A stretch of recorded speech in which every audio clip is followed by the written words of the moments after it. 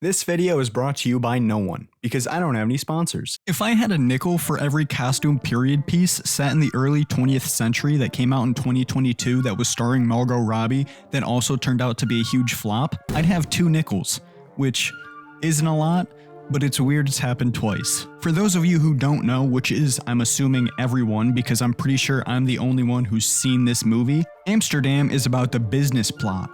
And for those of you who don't know, again, that was a plan in the 1930s to do a fascist coup in America, which is oddly poignant with current events. This came as a shock to me when I was watching the film because the trailers did a terrible job explaining what I would be watching. The main focus of the marketing was on the 3 leads of the movie: Christian Bale, Margot Robbie, and John David Washington, and them all being good buds, and get this, Amsterdam, and they get into some hijinks. And I guess that's technically what happens, except they barely live in Amsterdam. Sorry, spoiler alert, but we'll get to that. You longtime viewers know that I saw Amsterdam in theaters. It might be the worst theater experience I've ever had, and I watched The Rise of Skywalker and Amsterdam in theaters. I, of course, wanted to go see it because of the cast. Margot Robbie, Christian Bale, J.D. Washington. I'm a fan. I think they're neat. Anyways, time to cover the plot, and of course there are going to be some spoilers, so if you haven't seen it yet and you want to for some reason, stop now. We start off by learning a lot of what we're about to see actually happened, and that we're in New York in 1933. We are introduced to Christian Bale's character, Bert. He's a doctor helping veterans of World War I. He also served in the war, and he lost his eye. He also wears a back brace because of his injuries. He goes over to meet his best bud, John David Washington, who is Harold. Hey, Bert. What is going on? They served in the war together. We also learn all of that through voiceover just telling it to us, so we are starting off strong. They are meeting up to do a job, a procedure, for Taylor fucking Swift. I don't know the character's name and I don't really care. T. Swift is in this movie and no one ever talks about it. Her dad is a general. He's the reason Bert and Harold met. Again, we're just told this. And the general is dead, but T. Swizzle thinks that he was murdered, so she wants an autopsy. Then they just start singing for some reason. Get used to it, this will happen a lot. Then Chris Rock shows up because he's also in this movie, and we go off to the morgue, or wherever they do autopsies at. And the other person doing the autopsy is Zoe Saldana, because of course it is. While they're elbow deep in this guy's chest, they engage in some small talk because they know each other, and then they find some weird stuff in his stomach, so it would seem that he was poisoned. They go meet up with T-Dog to tell her the news, but when they get there, she's already leaving because she talked to someone and now she's spooked. But she still sat at the meeting spot the whole time because she didn't want to meet up with them. So why was she there? That's not the point, but still. She says that her pops saw something bad and that's why he was killed.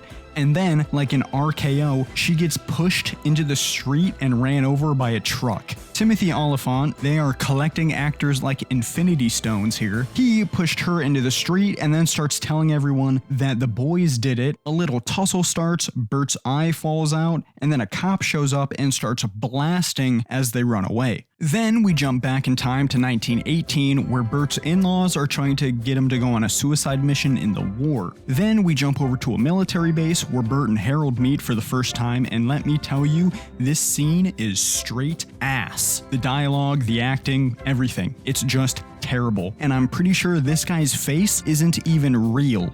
Just look at it. Then we jump to a hospital where both of our boys have been wounded, and we meet the nurse that is taking shrapnel out of them, Margot Robbie, or Valerie. She saves the shrapnel that she pulls out of people, and apparently this causes some drama for some reason, but she and Harold stand up to a priest, and why is he there?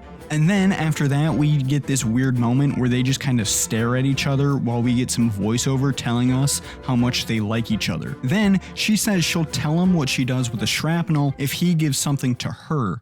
You have to trade me something. You don't get that for free. But then Bert butts in to cockblock him because he's jealous.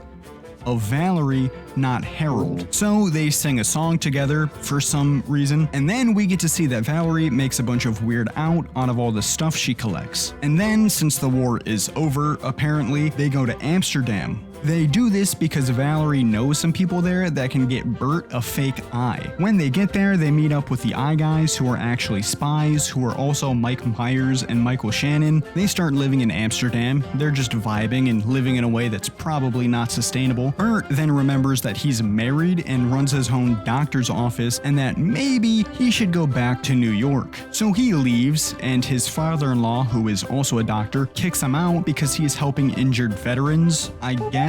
Then he does a bunch of drugs and gets arrested. So Harold somehow hears about this and tells Valerie about it, trying to get her to help because her family is rich. She doesn't want to because she ran away from her family, but she does it, and then afterwards she just pieces out on Harold. He goes back to New York, becomes a lawyer, and him and Bert start helping veterans, and now we're all caught up. Bert and Harold goes to Bert's apartment, but it's not really his apartment since he doesn't stay there. His wife does. They're kind of going through something, but I don't really care. Bert and the missus have a little chat. She looks at his war scars and calls him ugly and deformed. You're so ugly and deformed. It's so hard to look at you.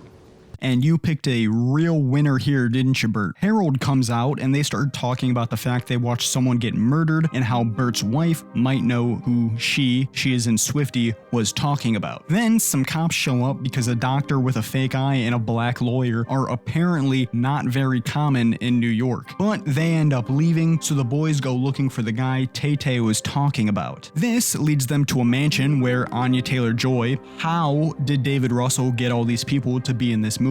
Anyways, she greets them and you'll never guess who wanders out. It's Valerie, because of course it is, it's a movie. They run off and have a little chat before a security guy comes in and knocks Bert the fuck out. When he wakes up, he is face to face with Remy Malik. Since David Russell clearly has some prime blackmail material, this is Tom, and he's Valerie's brother and he's married to Anya Taylor-Joy. He is also the guy they are looking for. They briefly explain what's going on, and then Tom says this.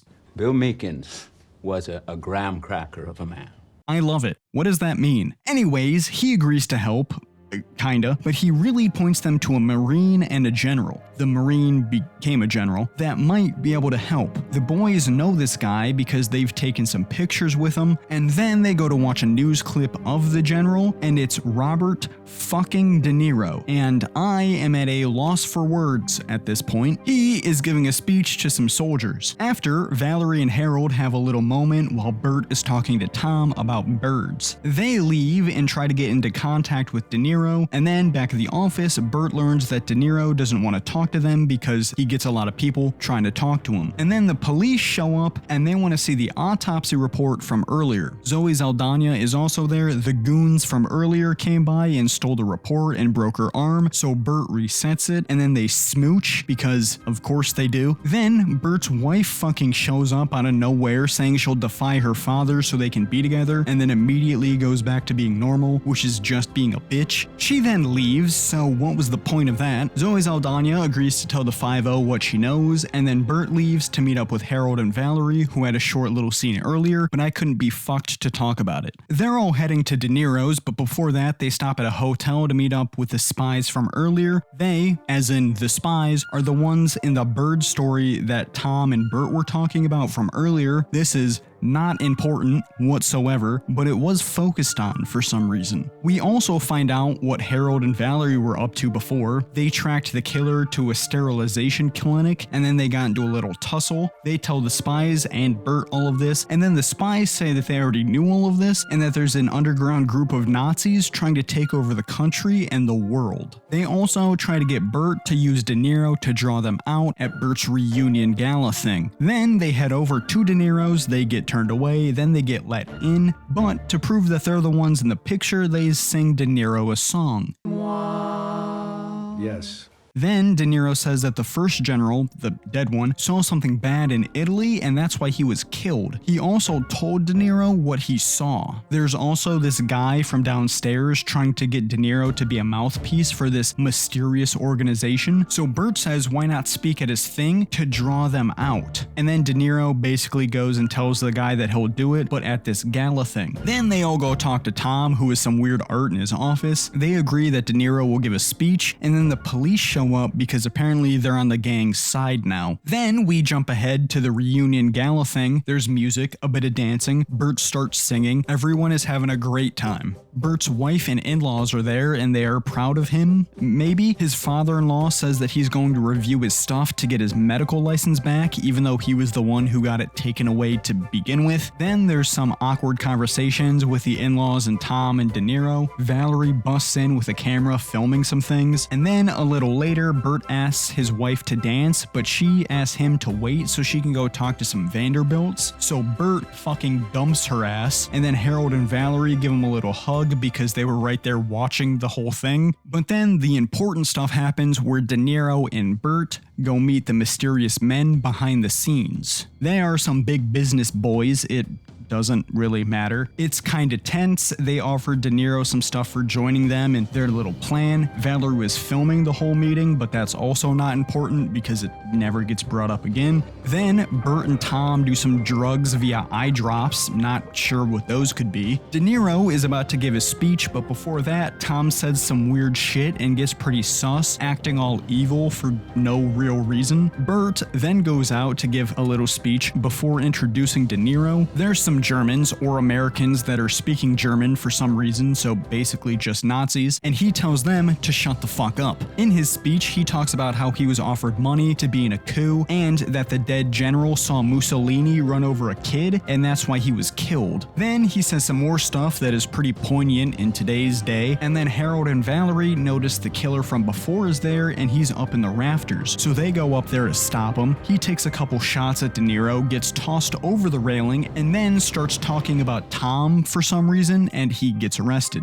Then there's this chat with all the characters about Tom being behind everything. He denies it and then admits it for some reason. Then it's revealed that he ordered a doctor to keep Valerie drugged up, and then it's revealed that Tom is just a straight up Nazi. That weird art in his office, it's actually pictures of Hitler and Göring, and there's also a swastika in his front yard made out of bushes. Then they argue some more. Then through voiceover, we get told that they stopped the plot. De Niro testified in front of Congress. Then we jump back into the room, and Valerie says that she loves Harold, and they kiss. And while this is happening, we get more voiceover from Burt giving us a speech about how love and kindness should be fought for, but it's somehow worse than how I'm explaining it. Tom gets arrested, but then we get told that he immediately gets out and that nothing happened to the other big business boys because of course it didn't. And then later that same night, Harold and Valerie leave the country because it's not safe for them, apparently. Burt stays and then goes to hook up with Zoe Saldana, and then we get a shot of Harold and Valerie saying Amsterdam for some reason, and then the credits. Okay, so what did I like about this movie? Not much. Honestly, it's pretty bad. The story is simple and boring, but at the same time, it tries to stuff so much into it. It feels like at the beginning, it's mashed full of shit. Taylor Swift dies 13 minutes into the film, and then we go and get more backstory because there was no time to fit it in beforehand. There is no way to know where the story is heading until the third act. At first, it's a murder mystery type thing with them trying to clear their names, which is fine. It's alright, and then it shifts to stopping a coup attempt out of nowhere. The tone of the movie is also off and weird for the rest of the story. It's got this weird quirky vibe going on that clashes with the rest of the movie because they only half lean into it, they don't fully commit. And not to get political about this highly politicized movie, but the main theming of love and kindness being the most important is just corny and preachy within the movie. And then the other theme, that fascism and Nazis are bad, is just obvious because obviously, but apparently that's less obvious to some people. It's weird because this movie came out in 2022 and it's much more topical now than it was 3 years ago. But that brings up a good point of who is this movie for? Who is the audience for this movie? The tone, the topics, the genre, they all clash at every point, and it's not good enough to pull all of this off. And who wants to watch a shitty movie about something that most people haven't even heard of, while at the same time not talking about it until the film is halfway over? What history buff wants to watch a comedy about the business plot? Anyways, let's get back to the qualities of the movie. The visuals are bad, not that it really matters since the movie is only really shot in rooms, but when we get more than that, it just looks bad. Again, not a big deal, but I figured I should say something. The cinematography and blocking of the vast majority of the scenes is terrible and boring. There's bad camera shots that don't work, and most of the scenes are just people standing around or sitting around and talking, and that's it. There is nothing interesting going on within the scenes. The acting doesn't help any of the scenes either because it's not good. The direction that the actors are given is all over the place, and the dialogue is terrible. Like, who wrote this shit? Well, we know who wrote it, but he also wrote Silver Linings Playbook, which was a book, but he also did American Hustle, but that was written by someone else, and then he rewrote it later. Still, it's like everything he's learned throughout his career as a writer and director was just thrown underneath a truck. Back to the acting though, because I really want to talk about it. Margot Robbie is pretty good in it, but that's mostly in spite of the movie, because anytime she's on screen, it's usually pretty good, but that's because of her natural charisma and charm. Christian Bale is also pretty good because it's Christian fucking Bale, and he's the only one who decided to show up to work. Chris Rock is not a character, he's just Chris Rock, and he doesn't fit in the movie at all. Rami Malek, Anya Taylor-Joy, Zoe Saldana, Robert De Niro are all just phoning it in from another fucking country. But I need to talk about the worst performance, and that is from John David Washington. God damn, is he terrible. I honestly can't tell if he can't be fucked and is phoning it in, or this is what David Russell wanted, because J.D. Washington is pretty great in The Black Klansman, and he was in Tenet, which was a movie, but in Amsterdam, he is awful. He sucks all the charisma out of any scene he's in. He has absolutely no chemistry with Margot Robbie, who is, let's not forget, his love interest, but not to be outdone, he also has no chemistry with Christian Bale, who, let's not forget, is supposed to be his best friend. He's like a robot who only kind of understands how to talk like a human. Most of the lines he delivers are just laughably bad, and maybe that's the point. Maybe this was intentional. Maybe the comedy, the joke of the film, was making people sit through all this dog shit. But that's just a theory. And not to get political, but if you are still here, thank you for watching. Maybe consider liking and subscribing. That would help me out. And if you were one of the few people who actually saw this movie, let me know what you thought about it. It can't be good. Anyways, like always, I will try to have my next video out within the next 6 months.